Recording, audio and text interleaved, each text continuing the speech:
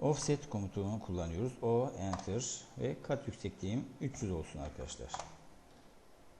Yatayda yukarıya doğru tıklıyorum. Ve böylece bu yükseklik arkadaşlar çıkmamız gereken, merdivenle çıkmamız gereken yükseklik 300. Enter'a bastım. Şimdi ortadaki şu noktaları ve ortadaki çekirdeği aynen şuralara taşımam lazım. İlk önce çekirdeği taşımak mümkün. Ray komutuyla da yapabiliriz bunu.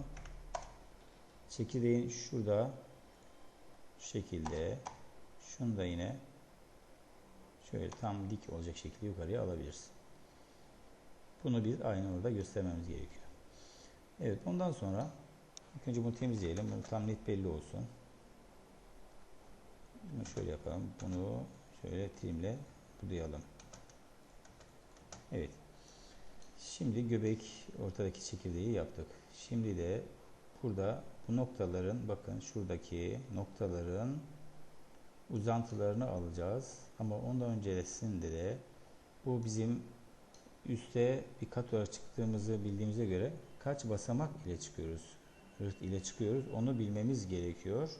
Onun için de 1, 2, 3, 4, 5, 6, 7, 8, 9, 10, 11, 12, 13, 14 ve 15.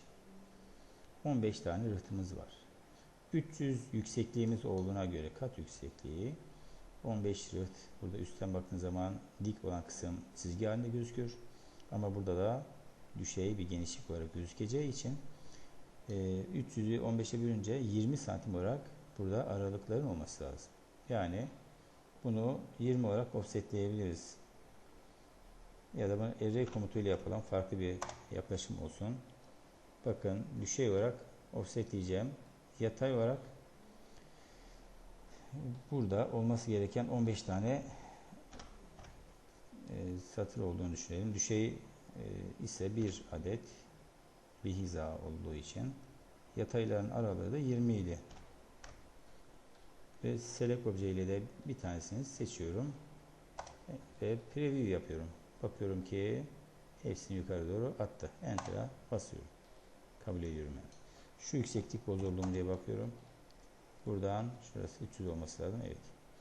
Şimdi gördüğünüz gibi bütün yatay olarak bunları bölümlere ayırdım.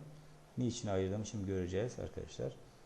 Biz şimdi farklı bir layer'da çalışalım. Sonra bunu tekrar düzeltiriz. Mesela çekirdek layer'ını alalım. Ray komutuyla arkadaşlar şuradan şöyle dik çizgilerimiz olacak şimdi. Şimdi F8'e de basalım. Şöyle dik çizgi